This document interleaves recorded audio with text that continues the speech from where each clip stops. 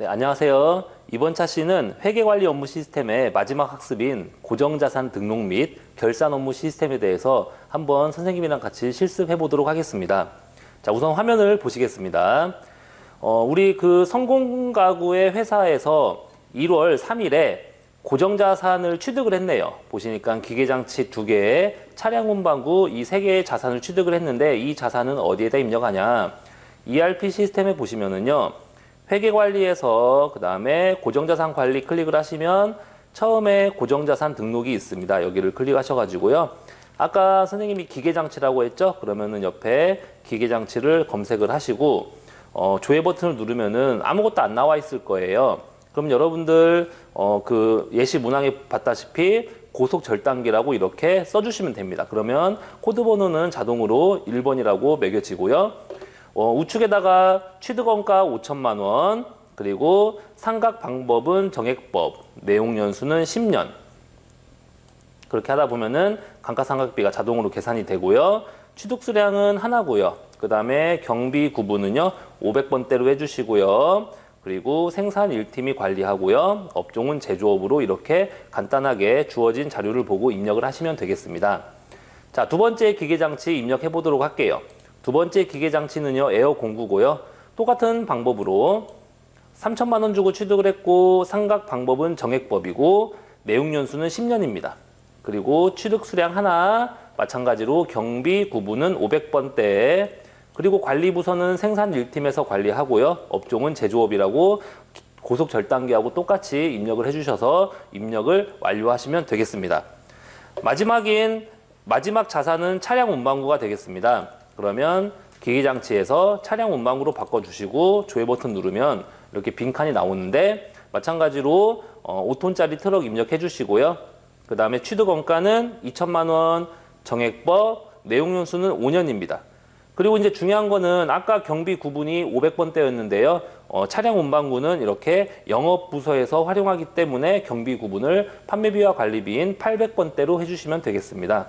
그리고 업종은 마찬가지로 제조업이라고 입력을 해주시면은 고정자산 등록은 쉽게 등록을 할 수 있겠습니다. 자, 그리고 이제 마지막에 감가상각비 등록을 위한 결산 자료 입력을 한번 해보도록 할 텐데요. 이 결산이라는 건 뭐냐면은 일정 기간을 단위로 하여 장부를 정리 마감하는 일을 결산이라고 합니다. 회계에서 마지막 단계에 해당하는 이 결산은 아주 중요한 그러한 과정이라고 볼 수 있겠습니다. 그래서 이러한 결산을 확실하게 해야만 회계의 마지막 부분을 완성한다라고 보시면 되겠습니다. 우선 결산 자료를 입력을 하는 그러한 과정을 한번 따라 해볼 텐데요. 여기 그 결산 재무제표 관리라고 있습니다. 여기를 클릭을 하시고요. 결산 자료를 한번 입력해 보도록 할게요. 자, 우선 처음에 계정 설정을 먼저 해야 됩니다. 그러면은 계정을 생성을 해야 되는데요. 이렇게 계정 생성 버튼을 눌러가지고요. 예 버튼을 누르면은 여기에 빈칸으로 나올 거예요. 그러면 우리는 제조업체이기 때문에요. 제품 매출원가를 등록을 해주고요. 그 다음에 500번대 제조, 그 다음에 제조원가 명세서를 클릭을 한 다음에 이렇게 확인 버튼을 눌러주시면 이렇게 계정이 설정이 됩니다. 이렇게 반드시 계정을 설정하고 나서 비로소 결산 자료를 입력을 하면 되겠습니다. 자, 화면을 보시면은 12월 31일 보유 중인 유형 자산에 대한 감가상각비를 등록하시오라는 그러한 말이 나와 있습니다. 회계관리에서는요, 그 ERP 시스템에서 결산은 수동 결산이 있고요, 자동 결산이 있습니다. 지금 입력하는 감가상각비라든지 그 다음에 재고자산의 기말 재고액, 그리고 퇴직급여 추가 설정이라든지 대손상각비 관련된 것들은 전부 다 자동 결산되기 때문에요. 여기에 결산 자료에다가 입력을 하시면 되겠습니다.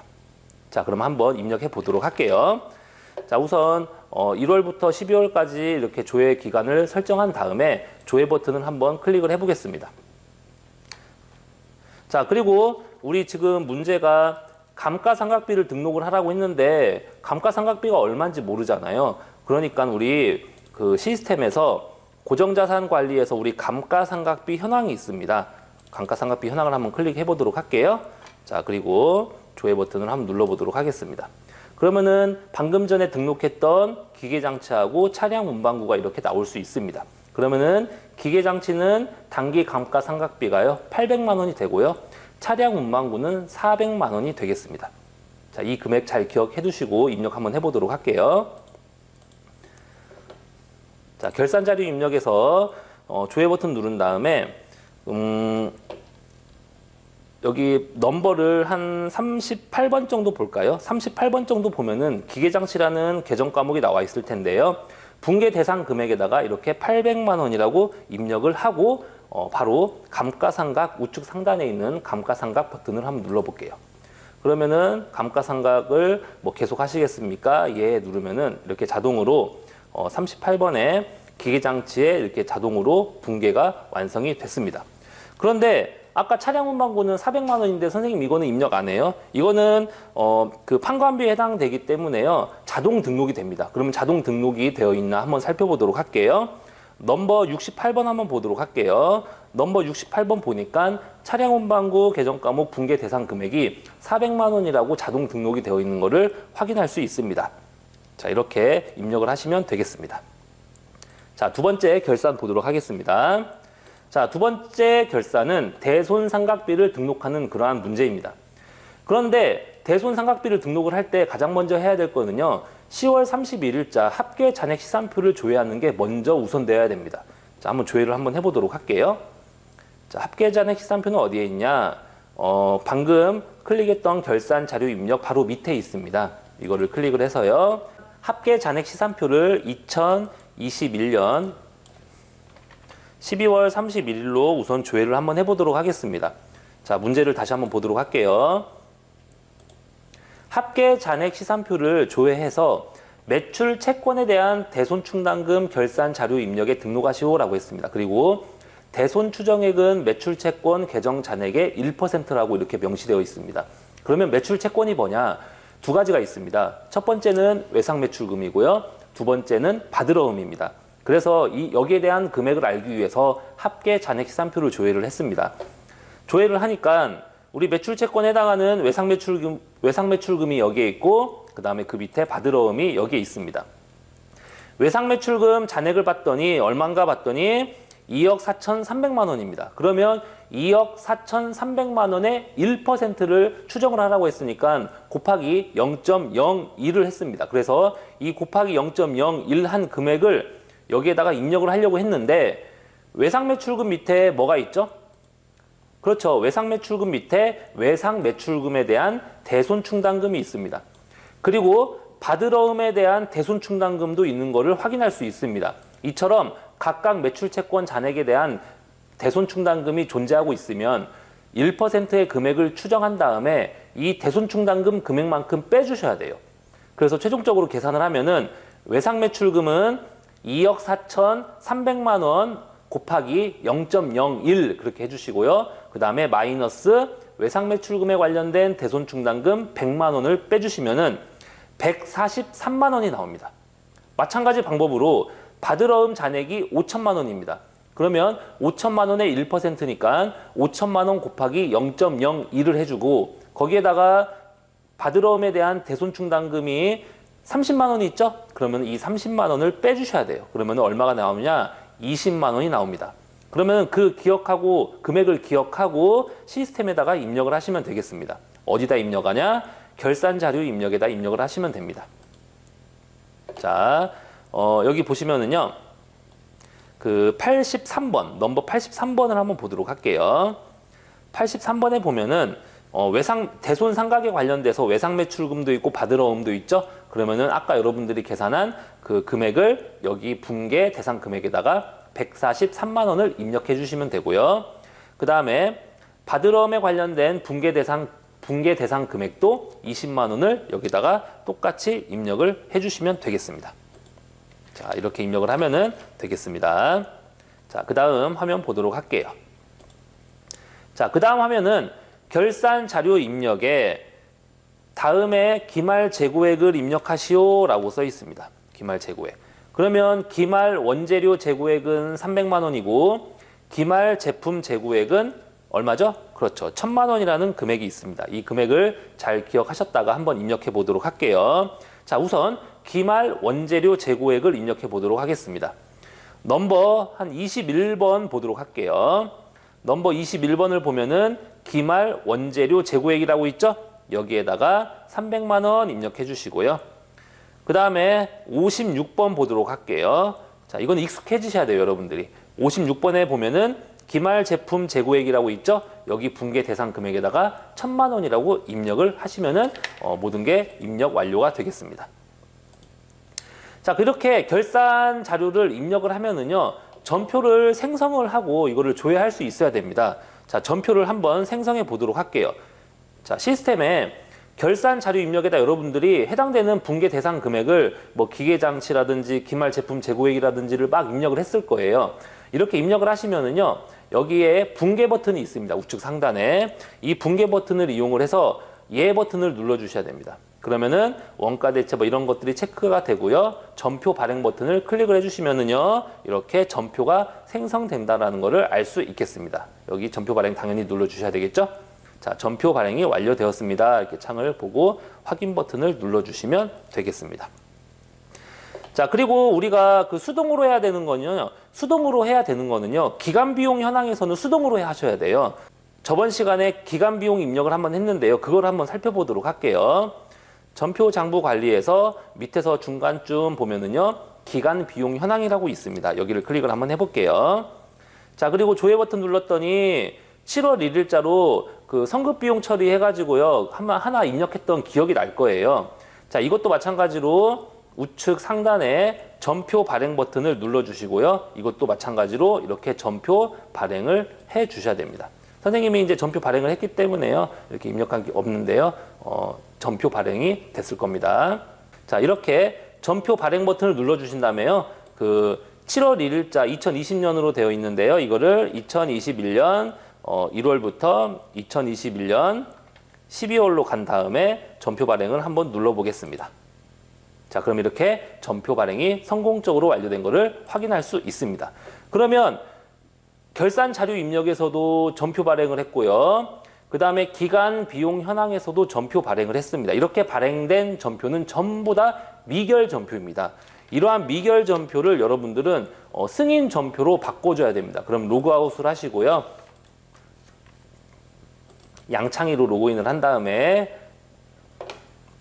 회계관리, 그 다음에 전표 장부관리 보시면은 전표 승인 해제가 있을 거예요. 이렇게 전표 승인 해제를 한번 해보도록 하겠습니다. 자, 전표 승인 해제를 한 다음에 이 결의부서가 지금 어디에서 했는지 기억나시는 분들도 있겠지만 기억이 안 나면은요, 이렇게 빈칸으로 놓으셔도 됩니다. 그리고 작성자도 누군지 모르면 이렇게 빈칸으로 놓으셔도 돼요. 그리고 1월부터 2021년 12월 31일까지 이렇게 조회를 하면은요, 아까 결산 붕괴했던 거 쭉 뜨고요. 그 다음에 이렇게 기타 등등도 뜹니다. 그러면 이거를 전부 다 승인 처리해 주려면은요, 전체 체크를 하신 다음에 승인 처리 버튼을 누르면은 미결 전표에서 승인 전표로 바뀌게 되겠습니다. 이렇게 승인 처리됐다. 그래서 각각의 모듈에서 행했던 이러한 모든 절차가 전부 다 회계관리로 정보가 이관된다는 사실을 다시 한번 확인할 수 있을 겁니다. 자, 그리고 다시 한번 선생님이 전에 입력했던 사람으로 로그인 한번 해보도록 할게요. 아까 선생님이 누구로 로그인했었죠? 송공정으로 로그인했었나요? 그렇죠, 송공정이죠. 자, 송공정 가서 우리 회계관리 한번 보도록 할게요. 자, 회계관리 봐서 이제 전부 다 조회가 됐으니까요. 여러분들이 이제 원가 보고서도 조회를 한번 해보고, 그 다음에 기타 등등 손익계산서도 조회를 할 수 있습니다. 그러면은 손익계산서를 조회를 한번 해보도록 할게요. 2021년 12월 31일 조회를 했더니 이렇게 제품 매출 원가가 쭉 나오고요. 마지막에 당기순이익이 이렇게 나오는 것을 확인할 수 있습니다. 그리고 원가 보고서도 한번 보도록 할게요. 자, 원가 보고서도 2021년 12월 31일 이렇게 조회를 해서 확인 버튼을 누르면은요, 이렇게 당기 제품 제조 원가도 확인할 수 있는 것을 볼 수 있습니다. 이렇듯 회계관리에서 이렇게 여러 가지 자료들을 등록을 하면은요, 각각의 장부들을 조회할 수 있다는 것도 다시 한번 기억해 주시길 바라겠습니다. 방금 전에 조회했던 부분 다시 재녹화하도록 하겠습니다. 그 설명 안 한 부분이 있어서요. 자, 그러면 지금부터 녹화 들어가도록 할게요. 여러분들이 결산 자료 입력까지 다 맞추면은요, 각종 장부를 조회할 수 있어야 됩니다. 그러면 선생님이랑 장부를 조회하는 시간을 갖도록 한번 해보도록 할게요. 자, 우선 처음에 합계 잔액 시산표부터 조회를 한번 해보도록 할게요. 합계 잔액 시산표는요, 아까 결산 자료 입력할 때 잠깐 들어가 봤었죠?